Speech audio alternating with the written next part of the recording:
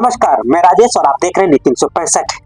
मांडर विधानसभा क्षेत्र से सन्नी टोपो को पार्टी नेतृत्व ने एक बार फिर विश्वास जताया है और उन्होंने उन्हें टिकट देकर के उम्मीदवार बनाया। सन्नी टोपो से बातचीत में उन्होंने बताया कि जिस तरीके से मांडर विधानसभा में बाप बेटी का राज रहा, बंटी और बबली और बाबू और मैया के सरकार ने 10 साल मांडर को विकास के क्षेत्र से पीछे हटा दिया है।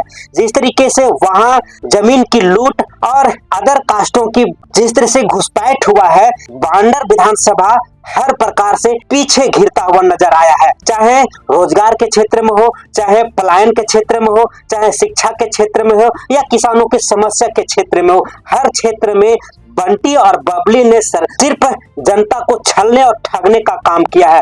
हमारी सरकार अगर बनती है, हम विधायक बनते हैं, तो मांडर विधानसभा क्षेत्र के हर प्रकार की समस्याओं को हम संसद तक आवाज उठाएंगे और निदान करने की कोशिश करेंगे। वहीं मांडर विधानसभा क्षेत्र के प्रत्याशी सन्नी टोपो ने बताया, हमारी जिस तरीके से जनता के लिए सेवा भावना का मन बनाए हैं, उसे अगर मांडर विधानसभा के क्षेत्र की जनता अगर हमें प्यार देती है, हमें दुलार देती है, तो हम उनके हर सुख दुख में साफ नजर आएंगे। क्योंकि इनका इतिहास भी रहा है कि मांडर विधानसभा क्षेत्र में हर सुख दुख में जनता के साथ भागीदारी निभाने में अहम भूमिका निभाई है। अब देखना ये होगा मांडर विधानसभा क्षेत्र के जनता इतना सन्नी टोपो को पसंद करती है या फिर उनके वादों पर खरा उतरती है, देखना ये होगा। फिलहाल सन्नी टोपो के जुबानी सुनिए, मांडर विधानसभा क्षेत्र के जनता को क्या कहा उन्होंने। सबसे पहले आपके चैनल को जोहार। कल मांडर विधानसभा से भारतीय जनता पार्टी परिवार के द्वारा मुझे प्रत्याशी के रूप में, एक सेवक के रूप में मांडर विधानसभा क्षेत्र में भेजा गया है। सबसे पहले तो मैं मांडर विधानसभा के सभी क्षेत्रवासियों के साथ साथ भाजपा विचार परिवार के सभी श्रेष्ठ कनिष्ठ सभी हमारे भाजपा के कार्यकर्तागण और हमारे जितने भी अभिभावकगण, सभी को बहुत बहुत धन्यवाद और आभार व्यक्त करता हूँ। एक छोटे से कार्यकर्ता को मांडर का सेवक बना के भारतीय जनता पार्टी विचार परिवार ने मुझे भेजा है। कल मैं 10 बजे सरना माँ से आशीर्वाद लेके, अपने माता पिता से आशीर्वाद लेके कल मैं नामांकन करने जा रहा हूँ और मांडर विधानसभा की जनता से अपील करता हूँ कि भारी से भारी संख्या में आप हमारे नामांकन स्थल मोराबादी में पहुँचे और इस गरीब का बेटा को, इस माटी पुत्र को अपना आशीर्वाद दे, ताकि 24 सालों में मांडर विधानसभा में जो विकास की लहर, जो विकास की गंगा अभी तक नहीं बह पाई है, उसमें उस विकास को, उस परिवर्तन लाने में, उसमें मांडर विधानसभा के सहभागी बने।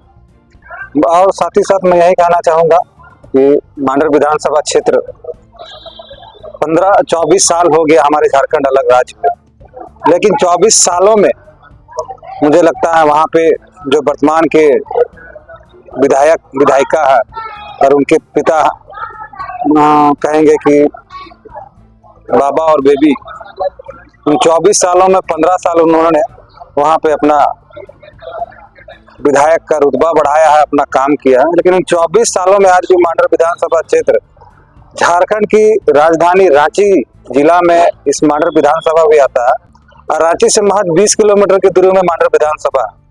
इस 20 किलोमीटर की दूरी में आज भी मांडर विधानसभा, जो 50 साल पहले की स्थिति था, आज भी उसी स्थिति में है। आज हम लोग 4G 5G के युग में जी रहे हैं, लेकिन मांडर विधानसभा मुझे लगता है कि जितना विकास होना चाहिए वो विकास नहीं हो पाया।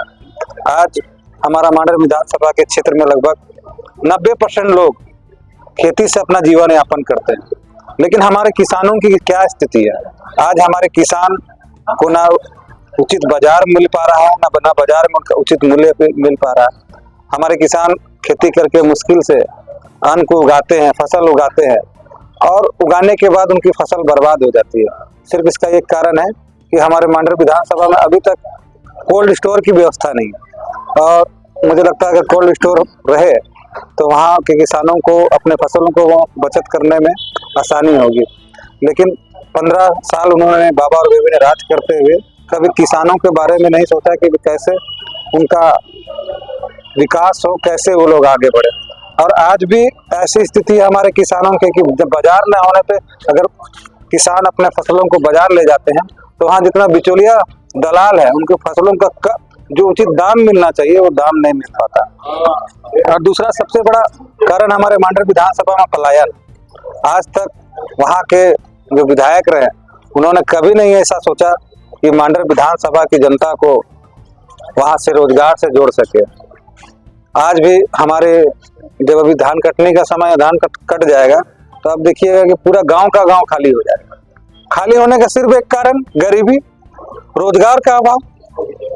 तो हमारी अगर भारतीय जनता पार्टी के द्वारा मुझे प्रत्याशी बनाया गया, अगर मांडर की जनता मुझे विश्वास अपना आशीर्वाद देती है तो मैं ये प्रयास करूंगा, मेरी पूरी कोशिश रहेगा कि सबसे पहले अपने जो मांडर विधानसभा क्षेत्र में जो बेरोजगारी है, जो लाचारी है, जो पलायन है, उसको दूर करते हुए वहाँ के लोगों को, युवाओं को रोजगार से जोड़ने का प्रयास करूंगा। और साथ ही साथ मांडर विधानसभा क्षेत्र में आज भी हम लोगों की बहुत सारी सामाजिक लोग रहते हैं, चाहे सरना समाज के लोग हो, चाहे सनातन धर्म के मानने वाले लोग हो, चाहे अन्य धर्म को मानने वाले लोग हो। लेकिन मुझे लगता है कि मांडर विधानसभा क्षेत्र में अभी भी सरना समाज की, आदिवासी समाज की संख्या लगभग 1,75,000 से भी ऊपर है। लेकिन इस पर 1,75,000 के ऊपर रहने के बावजूद भी आज सबसे बड़ी संख्या उनकी है। लेकिन आज इस समाज की स्थिति क्या है, आज क्या उनकी धार्मिक, चाहे सरना हो, चाहे झखरा हो, चाहे हमारे बैठने के धुमकुड़िया स्थल हो, किसी भी प्रकार की कोई व्यवस्था नहीं। आज हमारा धार्मिक जमीन हो, वहाँ के बिचौले, उनके विधायक के जितने भी बिचौले हैं उनको लूट रहे हैं, हमारी धार्मिक और सामाजिक जमीन को लूट के दूसरे जगह में बेच रहे हैं। तो सबसे प्राथमिकता होगी कि भाई हमारे अपनी जो आदिवासी की संस्कृति है उसको भी संरक्षित करना है।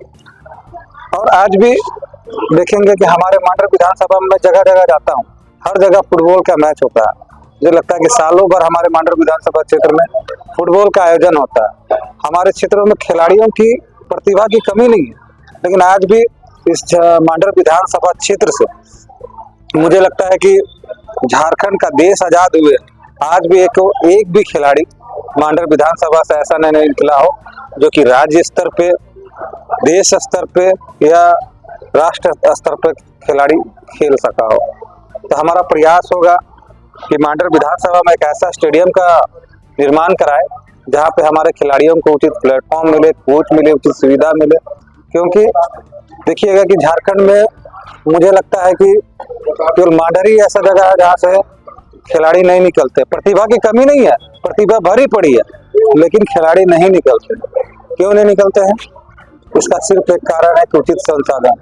आप देखिएगा कि हमारे झारखंड में सिमडेगा चले जाइए, सिमडेगा से हमारे अंशुमता लकड़ा, विमल लकड़ा जैसे बहुत सारे हमारे ऐसे कैप्टन हुए जो इंडियन टीम का अगुवाई की, बहुत सारे सुमरिया टेटे हुए।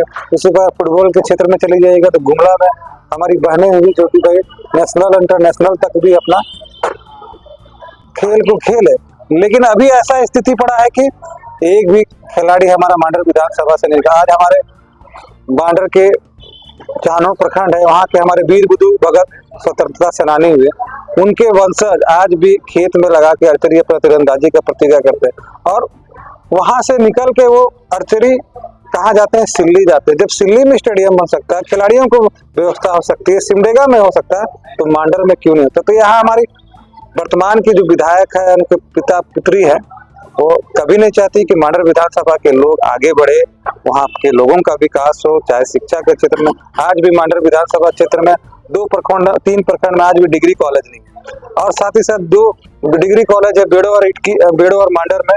तो वहाँ पे भी किसी भी प्रकार के टेक्निकल कोर्स की पढ़ाई नहीं होती, चाहे मास कम्युनिकेशन हो, BSc है, सब लोगों को बाहर जाना पड़ता है। तो इस प्रकार की समस्या अगर हम लोग, जनता हमें विश्वास दिलाती है, तो इस तरह का हम लोग काम करेंगे। और इस समय ऐसी स्थिति है कि मांडर विधानसभा क्षेत्र में लापुंग चले जाइएगा तो अभी तक एक ATM भी नहीं। आज पैसा हवा में उड़ रहा है, लोग अपने अपने जगहों पे काम कर रहे हैं, 4G 5G का युग चला है, लेकिन आज भी लापुंग मात्र 20 से 30 किलोमीटर है रांची जिला में स्थित है, एक ATM की भी सुविधा नहीं है। तो हमारे वर्तमान के विधायक कभी चाहते ही नहीं है कि वहाँ के लोगों का विकास हो। हमारी सरकार आएगी, हम लोग आएंगे, जनता प्यार देगी तो इस सब सारे मूलभूत चीजों में हम लोग काम करेंगे। पार्टी नेतृत्व एक बार फिर आप पर विश्वास जताई है। आपने बहुत सारे मांडर क्षेत्र में कमियां गिनाई है। आपकी क्या योजना रहेगी जनता के बीच में जिससे आपको वोट वहां की जनता की? मैंने तो आपके पहले ही अपने जवाब में कह दिया कि मेरी सबसे पहले प्राथमिकता वहाँ के किसानों को आगे बढ़ाना है, क्योंकि 90% लोग खेती से निर्भर करते, तो उनको उचित बाजार मूल्य दिलाना, बाजार की सुविधा दिलाना, और साथ ही साथ हमारे जितने भी व्यापारी लोग आते हैं, जैसे कि मार्केट मंडी में जाते हैं तो मंडी में उनको कम मूल्य मिलता है। हमारा कोशिश रहेगा कि बाजार उनके खेत तक जाए, और जितने उनके फसल बर्बाद हो जाते हैं। आज भी लगता है कि डबल इंजन की जब सरकार थी झारखंड में, उस समय मांडर में कोल्ड स्टोर बना था, उसके बाद बाकी जगह अभी तक कंप्लीट भी नहीं हुआ, बाकी जगह है भी नहीं। तो हमारी प्रयास रहेगी कि हर प्रखंड मुख्यालय में एक कोल्ड स्टोर की व्यवस्था कराए, ताकि उनके किसानों का फसल सुरक्षित रहे और उनको अपने जीवन यापन करने में उनको उचित मूल्य मिले, आगे बढ़े। हाँ, एक घोषणा में, और दूसरा हमारा यही प्रयास है कि हमारे जितने जो पलायन है, पलायन को खत्म करते हुए वहाँ पे लोगों को रोजगार से जोड़े, चाहे लघु उद्योग हो, कुटीर उद्योग है, उससे हम लोग जोड़ के कम से कम हम लोग पलायन को खत्म करें। और तीसरी हमारी प्राथमिकता है कि एक ऐसा स्टेडियम का व्यवस्था कराएं जहां हमारे खिलाड़ी मांडर से भी अगुवाई करें। केवल झारखंड के अन्य कोने से खिलाड़ी तो निकलते हैं, हमारा प्रयास है कि मांडर से बने। आपके विधानसभा क्षेत्र में क्या अपील करना चाहिए? मैं मांडर विधानसभा क्षेत्र के तमाम माताएं, बहनें, युवा साथीगण और सभी जनता से यही अपील करना चाहता हूं कि इन 24 सालों में आपने बबली और बंटी की सरकार देखी। 24 साल में बंटी और बबली का राज रहा उस मांडर विधानसभा में, और इस मांडर विधानसभा में इन 15 सालों में क्या परिवर्तन हुआ है आप लोग अच्छे से जानते हैं। हमेशा से उन्होंने कभी हिंदू को मुसलमान से, मुसलमान को आदिवासी से, आदिवासी को ईसाई से लड़ा के चौतरफा केवल अपने आप को पैसा कमाने के लिए राजनीति किया है। और इसी का परिणाम रहा कि 2022 में वर्तमान विधायक के पिता का भ्रष्टाचार के आरोप में उनका सदस्यता चला गया। तो आप इन भ्रष्टाचारियों से बचिए, अब मांडर में परिवर्तन लाइए। मांडर में परिवर्तन होगा, मांडर में कमल खिलेगा, तभी मांडर का सर्वांगीण विकास होगा। मैं मांडर में परिवर्तन के लिए और झारखंड के विकास के लिए आप लोग से अपील करना चाहता हूं कि भारतीय जनता पार्टी के भारी से भारी बहुमत देके कमल फूल को फिर से एक बार मांडर में खिलाए। आजादी के बाद 2014 में मांडर विधानसभा में एक बार कमल खिला था, और संयोग ऐसा है कि फिर 24 है, 4 का आंकड़ा है, 14 और 4, तो मुझे लगता है कि इस बार मांडर में कमल खिलेगा। और भारतीय जनता पार्टी की डबल इंजन नहीं, ट्रिपल इंजन की सरकार पड़ेगी। केंद्र में भी भारतीय जनता पार्टी, राज्य में भी भारतीय जनता पार्टी, और मांडर में भी कमल खिलेगा।